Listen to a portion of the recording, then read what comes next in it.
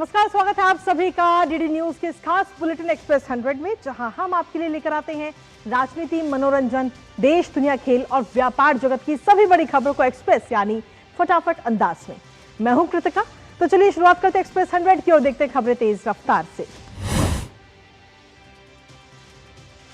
देश भर और दुनिया में धूमधाम से किया गया नए साल का स्वागत। दिल्ली से कोलकाता, धर्मशाला से बेंगलुरु तक आतिशबाजी, लाइटिंग, सांस्कृतिक कार्यक्रमों से नए साल का भव्य स्वागत किया गया।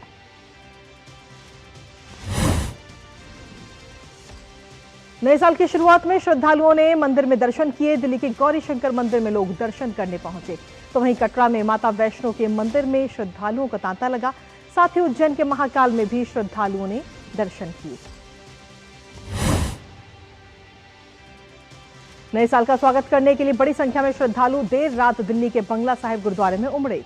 श्रद्धालुओं की भीड़ को देखते हुए गुरुद्वारे में रोशनी, प्रसाद और सुरक्षा के सख्त इंतजाम किए गए।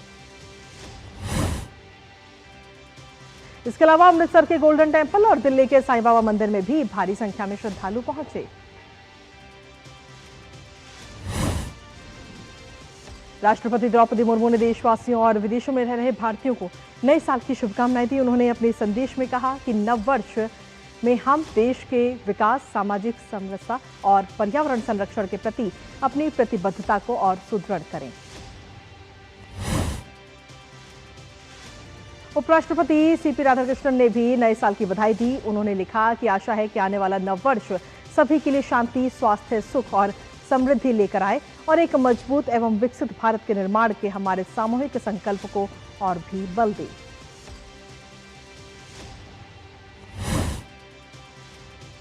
प्रधानमंत्री नरेंद्र मोदी ने भी नववर्ष के उपलक्ष्य में एक्स पर बधाई दी। उन्होंने लिखा, आने वाला वर्ष आपके लिए अच्छे स्वास्थ्य और समृद्धि लेकर आए, आपके प्रयासों में सफलता और आपके सभी कार्यों में पूर्णता प्रदान करे। राष्ट्रपति द्रौपदी मुर्मू ने आज नई दिल्ली स्थित राष्ट्रपति भवन कल्चरल सेंटर में आयोजित सौर स्किलिंग फॉर एआई रेडीनेस कार्यक्रम में हिस्सा लिया। ये कार्यक्रम कौशल विकास और उद्यमिता मंत्रालय के तहत स्किल इंडिया मिशन की एक अहम पहल है। कार्यक्रम को संबोधित करते हुए राष्ट्रपति ने कहा कि ये सेंटर इस क्षेत्र के लोगों की शिक्षा और स्किल के लिए महत्वपूर्ण भूमिका निभाएंगे। महिलाओं, जनजाति, समाज, ग्रामीणों को विशेष लाभ होगा। राष्ट्रपति कार्यक्रम के दौरान छात्रों और सांसदों सहित सीखने वालों को आर्टिफिशियल इंटेलिजेंस सर्टिफिकेट भी प्रदान करेंगे। कार्यक्रम में एआई फॉर बिगनर्स का एक विशेष सत्र भी होगा, जिसका नेतृत्व विश्व प्रसिद्ध एआई विशेषज्ञ करेंगे। इसके साथ ही राष्ट्रपति रायरंगपुर में इग्नू क्षेत्रीय केंद्र का वर्चुअल उद्घाटन भी करेंगे। पश्चिम बंगाल में एसआईआर प्रक्रिया को लेकर राजनीतिक विवाद तेज हो गया। इसी बीच चुनाव आयोग ने ओबीसी प्रमाण पत्रों पर महत्वपूर्ण निर्देश जारी किए हैं। आयोग ने स्पष्ट किया है कि कलकत्ता हाईकोर्ट द्वारा रद्द किए गए 113 ओबीसी समूहों के प्रमाण पत्र एसआईआर प्रक्रिया में मान्य नहीं होंगे। अदालत ने 2010 से 22 मई 2024 के बीच इन जातियों को सूची में शामिल करने की प्रक्रिया को त्रुटिपूर्ण पाया है। आयोग ने कहा कि फिलहाल केवल 2010 से पहले की 64 और हाल में जोड़ी गई 76 नई जातियां सहित कुल 140 समूहों के प्रमाण पत्र ही मान्य माने जाएंगे। तो वहीं भाजपा आरोप लगा रही है कि राज्य सरकार ने वोट बैंक राजनीति के लिए ओबीसी आरक्षण का दुरुपयोग किया है। आज डीआरडीओ दिवस है। इसे हर साल 1 जनवरी को मनाया जाता है, जो रक्षा अनुसंधान एवं विकास संगठन की स्थापना का प्रतीक है, जिसका लक्ष्य है भारत को रक्षा प्रौद्योगिकी में आत्मनिर्भर बनाना है। रक्षा मंत्री राजनाथ सिंह ने स्वदेशी भविष्य के लिए तैयार प्रौद्योगिकियों का विकास करके डीआरडीओ हमारी रणनीतिक स्वायत्तता और सशस्त्र बलों के विश्वास को मजबूत कर रहा है। नए साल का आगाज होते ही मौसम के तेवर बदल रहे हैं।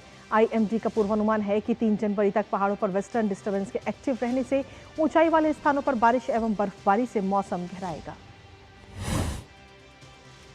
इसका सीधा असर उत्तर भारतीय राज्यों पर भी पड़ेगा। अगले 2 दिन तक उत्तर भारत के 3 से 4 राज्यों में बादल छाए रहेंगे और कहीं कहीं हल्की बारिश एवं बूंदाबांदी से सर्दी का ग्राफ बढ़ेगा। साथ ही घने कोहरे के कारण विजिबिलिटी भी प्रभावित होगी। वहीं पश्चिमी विक्षोभ की सक्रिय रहने से अगले 3 दिन तक उत्तराखंड, हिमाचल प्रदेश, लेह और जम्मू कश्मीर के ऊंचे इलाकों में बारिश व बर्फबारी का भी सिलसिला जारी रहेगा। दिल्ली में न्यूनतम तापमान 6 डिग्री सेल्सियस के आसपास रह सकता है और अधिकतम तापमान 14 डिग्री सेल्सियस से 16 डिग्री सेल्सियस के बीच रहने की संभावना है, जिससे दिन भी बेहद सर्द रहेगा। पश्चिमी विक्षोभ के आंशिक असर पश्चिमी यूपी समेत करीब 17 जिलों में बादल छाए रहने और बारिश का अनुमान है। बारिश के कारण 2 दिन तापमान स्थिर रहेगा, लेकिन मौसम साफ होते ही न्यूनतम तापमान में बड़ी गिरावट आ सकती है। बिहार में नए साल की शुरुआत से ही शीतलहर और कोहरे से बुरी तरह जनजीवन को प्रभावित रहेगा। आईएमडी का मानना है कि अगले 2 से 3 दिन तक 25 जिलों में घना कोहरा और कोल्ड वेव का ऑरेंज अलर्ट भी जारी रहेगा। मौसम विभाग के मुताबिक राजस्थान में 2 जनवरी से 4 जनवरी तक शीतलहर चलने के कारण न्यूनतम तापमान में बड़ी गिरावट आने से सर्दी का ग्राफ ऊंचाइयां छू सकता है। इस दौरान न्यूनतम तापमान 2 से 4 डिग्री सेल्सियस को टच कर सकता है। पंजाब और हरियाणा के अधिकांश हिस्से शीतलहर के बीच बादल छाए हुए हैं। आईएमडी के दोनों ही राज्यों में 2 जनवरी तक हल्की बारिश का पूर्वानुमान भी जताया गया है। साल के पहले दिन मुंबई के कुछ हिस्सों में बारिश हुई। मुंबई के बालकेश्वर और लोअर परेल में बारिश हुई। इस बारिश के बाद मुंबई में सर्दी और बढ़ने की संभावना। जम्मू कश्मीर के सोनमर्ग में ताजा बर्फबारी के बाद पूरी घाटी ने सफेद चादर ओढ़ ली। पेड़ों, घरों और सड़कों पर जमी मोटी बर्फ ने इलाके की खूबसूरती और बढ़ा दी है। दिल्ली में बढ़ते कोहरे के बीच भी भारतीय सेना का जोश हाई नजर आ रहा है। आज सुबह सुबह इंडियन आर्मी के बैंड और जवानों की कदम ताल ने ठंड को मात देते हुए गणतंत्र दिवस की रिहर्सल परेड की। इस मौके पर दिल्ली का कर्तव्य पथ जवानों की कदम ताल से गूंज उठा। इस बार गणतंत्र दिवस के मौके पर परेड में 2 बेलेट्रियन ऊंट, 4 जॉन्सकर पोनी और 4 शिकारी पक्षी और 10 भारतीय नस्ल के सेना के श्वान भी शामिल होंगे। भारतीय सेना का साहस और शौर्य का प्रदर्शन भारी बर्फबारी के बीच रोमियो फोर्स के जवान पीर पंजाल रेंज में 13,000 फीट से ज्यादा ऊंचाई पर तलाशी अभियान कर रहे हैं। प्रधानमंत्री नरेंद्र मोदी ने प्रगति की 50वीं बैठक की अध्यक्षता की, जिसे केंद्र राज्य समन्वय और तकनीक आधारित सुशासन की दशक लंबी यात्रा का अहम पड़ाव माना जा रहा है। बैठक में सड़क, रेलवे, बिजली, जल संसाधन और कोयला क्षेत्र की 5 बड़ी परियोजनाओं की समीक्षा की गई, जिनकी कुल लागत 40,000 करोड़ रुपए से अधिक है। साल 2025 के आखिरी दिन यानी कि 31 दिसंबर को प्रधानमंत्री मोदी के नेतृत्व में हुई केंद्रीय कैबिनेट की बैठक में 20,668 करोड़ रुपए के 2 हाईवे प्रोजेक्ट को मंजूरी दी गई। इन दोनों प्रोजेक्ट्स से लॉजिस्टिक और ट्रांसपोर्ट नेटवर्क को और मजबूती मिलेगी। साथ ही इससे क्षेत्रीय विकास भी रफ्तार पकड़ता हुआ नजर आएगा। ये प्रोजेक्ट नासिक से सोलापुर और कोरापुट से मोहना के बीच हैं। इन परियोजनाओं से रोजगार के बड़े अवसर भी पैदा होंगे, जिससे लॉजिस्टिक और ट्रांसपोर्ट नेटवर्क को और मजबूती मिलेगी। सरकार के इन फैसलों को देश में सड़क नेटवर्क को मजबूत करने और क्षेत्रीय विकास की तेज करने की दिशा में बड़ा कदम है। राजस्थान के टोंक जिले में डीएसटी की टीम ने बड़ी कार्रवाई करते हुए भारी मात्रा में अवैध विस्फोटक बरामद किए। पुलिस को सूचना मिली थी कि बूंदी से एक गाड़ी विस्फोटक लेकर आ रही है। बरौनी थाना क्षेत्र में नाकाबंदी कर गाड़ी को रोका गया, जिससे यूरिया के कट्टों में छुपाया गया 150 किलो अमोनियम नाइट्रेट, 200 डेटोनेटर और 1100 मीटर फ्यूज वायर मिला। पुलिस ने बूंदी के 2 आरोपियों को गिरफ्तार किया है और अब जांच कर रही है कि विस्फोटक आखिर कहां से लाया गया और इसका इस्तेमाल किस अवैध गतिविधि के लिए होना था। राजस्थान के टोंक के डीएसपी मृत्युंजय मिश्रा ने कहा कि मामले में हर पहलुओं पर आगे की जांच की जा रही है। हरियाणा के नए नियुक्त पुलिस महानिदेशक अजय सिंघल के पंचकुला में पुलिस मुख्यालय पहुंचे, जहां उनका स्वागत भव्य तरीके से किया गया। हरियाणा के नवनियुक्त पुलिस महानिदेशक अजय सिंघल ने कहा कि मैं मुख्यमंत्री के निर्देशों और हरियाणा की जनता की अपेक्षाओं पर खरा उतरने की पूरी कोशिश करूंगा। हरियाणा पुलिस ने चुनौतियों का डटकर सामना किया है और हम हर क्षेत्र में सफल रहे हैं। सूचना एवं प्रसारण राज्य मंत्री डॉक्टर एल मुरुगन ने नई दिल्ली स्थित नेशनल मीडिया सेंटर में भारत सरकार के आधिकारिक कैलेंडर का विमोचन किया। इस बार की थीम भारत एट 2026 सेवा, सुशासन और समृद्धि रखा गया है। ये थीम एक ऐसे भारत की तस्वीर पेश करती है जो अपने आत्मविश्वास में अडिग है, अपनी पहचान को लेकर गौरवान्वित है।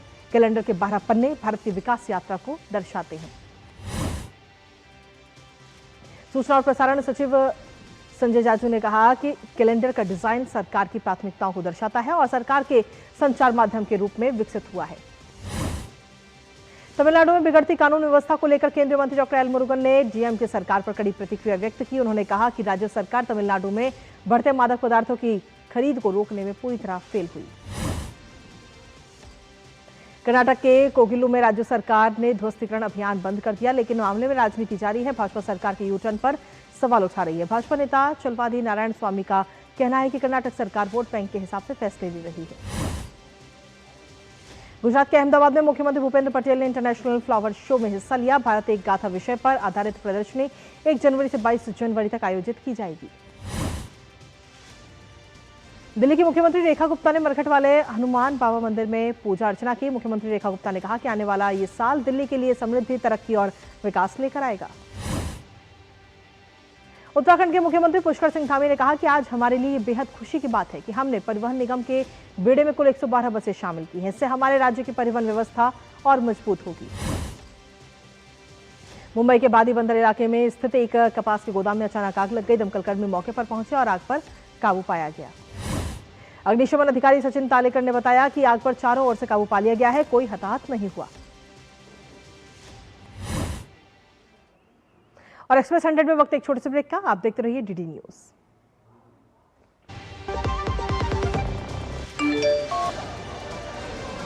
वीडियो लाइक करने के पैसे मिलेंगे? So easy. अनजान लिंक्स पर क्लिक मत कीजिए। आरबीआई कहता है जानकार बनिए, सतर्क रहिए। जब धरती चीर कर निकलता है लोहे का पत्थर और मिलता है मोंगिया के जोश से, फिर तपता है, पिघलता है और बनता है फौलाद। अब होता है सरिया सारी खूबियों के साथ। मोंगिया स्टील, मजबूत देश का मजबूत सरिया।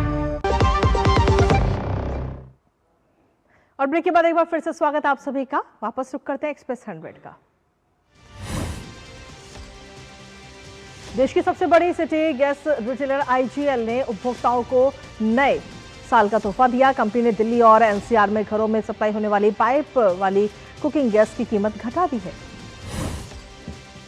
आईजीएल की पाइप वाली कुकिंग गैस की नई कीमत दिल्ली एनसीआर में आज से लागू हो रही है। इसके अनुसार अब ये गैस 70 पैसे प्रति स्टैंडर्ड क्यूबिक मीटर सस्ती हो जाएगी।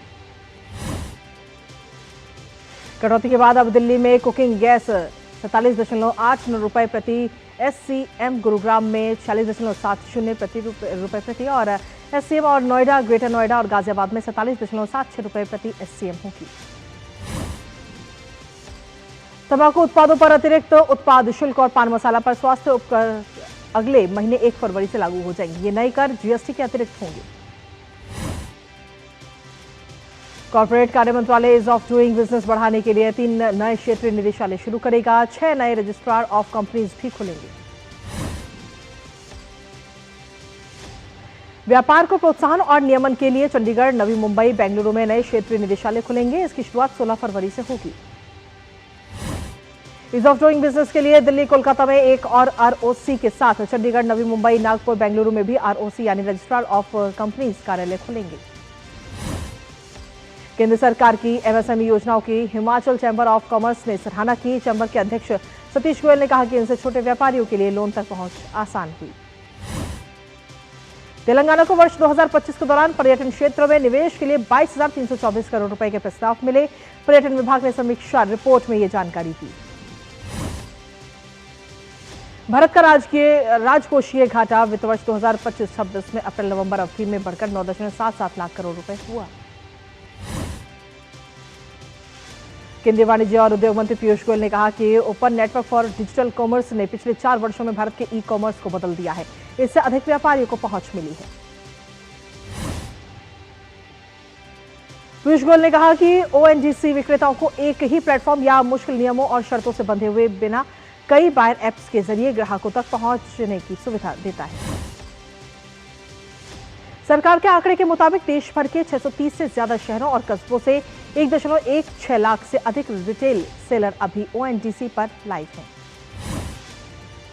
सरकार ने कम राख वाले मेटलर्जिकल कोक पर आयात पाबंदी 30 जून तक के लिए बढ़ाई है। हालांकि 18% से अधिक राख वाले मेट कोक पर यह प्रतिबंध लागू नहीं होगा।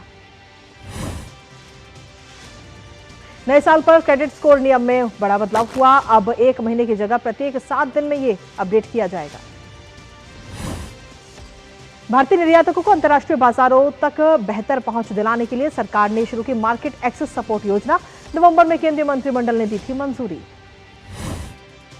मार्केट एक्सेस सपोर्ट योजना से कई गतिविधियों के लिए वित्तीय और संस्थागत सहायता दी जाएगी। इसमें अंतर्राष्ट्रीय व्यापार मेले और प्रदर्शनियों में भागीदारी, निर्यात बाजारों में व्यापार प्रतिनिधि मंडल भेजना शामिल है। एलन मस्क की कंपनी XAI ने अमेरिका में अपने मेफिस साइट्स के पास तीसरी बिल्डिंग खरीदी। इससे उनकी AI कंप्यूटिंग क्षमता लगभग 2 गीगावाट तक पहुंच जाएगी। सरकारी कंपनियों से वार्षिक डिविडेंड बीते 5 वर्षों में 86.2% बढ़ा। वित्त वर्ष 2024-25 में यह बढ़कर 74,017 करोड़ रुपए हुआ। केंद्र सरकार ने वोडाफोन आइडिया को बकाया भुगतान से 5 साल की मोहलत दे दी है। कर्ज में फंसी कंपनी को 87,695 करोड़ का AGR बकाया वित्त वर्ष 2031-32 से 2040-41 तक चुकाना होगा। खबरों की दुनिया से जुड़े रहने के लिए अब DD न्यूज की खबरें और updates YouTube, Facebook, Twitter, Instagram और हमारी वेबसाइट पर भी उपलब्ध है और आप इन्हें फॉलो और सब्सक्राइब भी कर सकते हैं। सरकार ने 1 जनवरी से कुछ अंतर्राष्ट्रीय पत्र डाक सेवाओं में बदलाव कर दिया है और इसी के तहत 1 जनवरी से रजिस्टर्ड स्मॉल पैकेट सेवा बंद कर दी गई है। भारत को वैश्विक रचनात्मक केंद्र बनाने की दिशा में वेव्स 2025 बड़ा कदम साबित हुआ। 90 से ज्यादा देशों ने इसमें हिस्सा लिया। अगस्त से नवंबर 2025 के बीच वेव्स बाजार के जरिए लगभग 4,334 करोड़ रुपए के व्यापार और निवेश की संभावनाएं बनी। सरकार ने निम्बुसुलाइड 100 मिलीग्राम से अधिक मात्रा वाली दर्द और बुखार के ओरल दवाओं के निर्माण, बिक्री और वितरण पर रोक लगाई।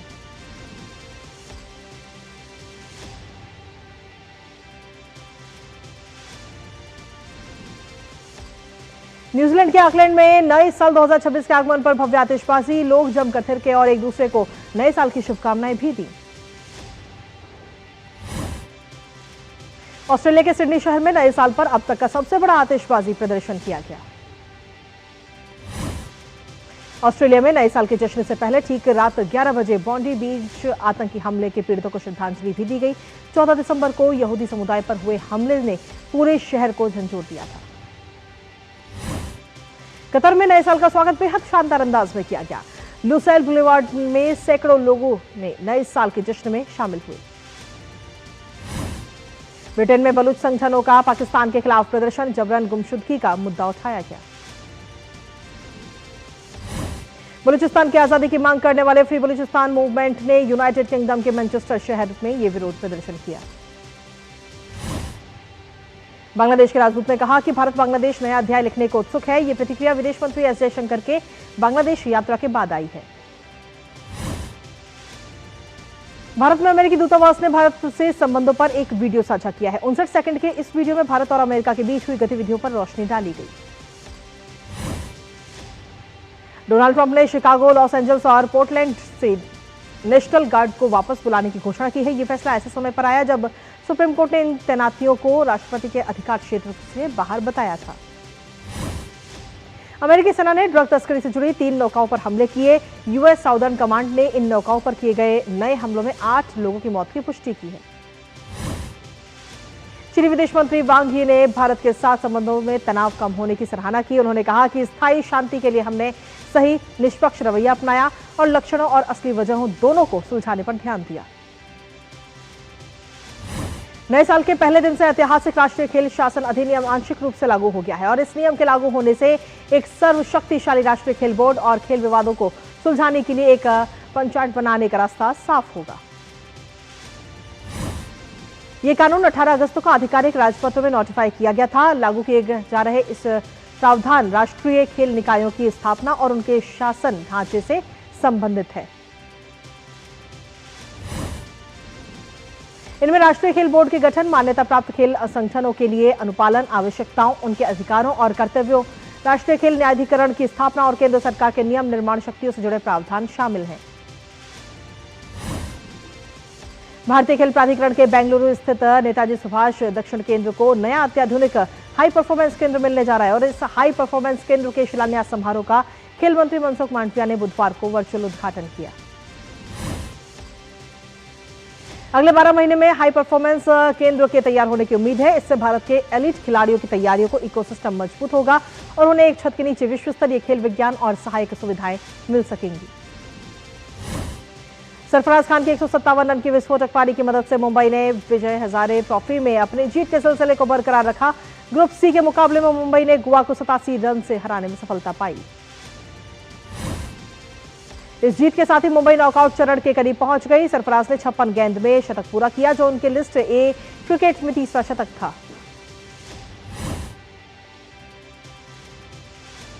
गत चैंपियन कर्नाटक में पुडुचेरी को 67 रन से हराकर विजय हजारे ट्रॉफी में अपना विजय अभियान जारी रखा। कर्नाटक के लिए कप्तान मयंक अग्रवाल और देवदत्त पडिक्कल ने शतकीय पारी खेली। झारखंड ने तमिलनाडु को 9 विकेट से हराने में सफलता पाई। झारखंड की जीत में शुभम कुमार सिंह और उत्कर्ष सिंह ने अहम भूमिका निभाई। अफगानिस्तान ने टी20 विश्व कप के लिए 15 सदस्यीय टीम में तेज गेंदबाज नवीन उल हक और ऑलराउंडर गुलबदीन नायब को शामिल किया है। Star spinner Rashid Khan team की अगुवाई करेंगे, जबकि इब्राहिम जदरान को उप कप्तान बनाया गया। अनुभवी ऑलराउंडर मरिजाने कप और उनकी हमवतन लिजेल भी आगामी महिला प्रीमियर लीग से पहले दिल्ली कैपिटल्स के ट्रेनिंग सत्र में शामिल हो गई हैं। दिल्ली कैपिटल्स अपने अभियान की शुरुआत 10 जनवरी को मुंबई इंडियंस के खिलाफ से करेगी। महिला हॉकी इंडिया लीग के रोमांचक मुकाबले में एसजी वाइपर्स ने जीएसडब्ल्यू सुरमा क्लब को 1-0 से हराने में सफलता पाई।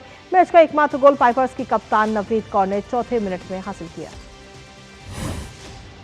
एक महिला सहित 3 भारतीय रेफरी को फीफा की 2026 अंतर्राष्ट्रीय मैच अधिकारी की सूची में शामिल किया गया। अखिल भारतीय फुटबॉल महासंघ ने इस बात की जानकारी दी है। गुजरात की रचना कमानी को महिला रेफरी की फीफा सूची में शामिल किया गया, तो वहीं पुडुचेरी के अश्विन कुमार और दिल्ली के आदित्य पुरखाइस्त को पुरुष रेफरी के रूप में जगह मिली है। और अफ्रीका कप ऑफ नेशंस में गत विजेता आइवरी कोस्ट ने अपने शानदार प्रदर्शन को जारी रखते हुए गवान को 3-2 से हरा दिया है। आइवरी कोस्ट की तरफ से अतिरिक्त समय में विजयी गोल हुआ। और इसी के साथ फिलहाल एक्सप्रेस 100 में मुझे और हमारी टीम को दीजिए अनुमति। नमस्कार।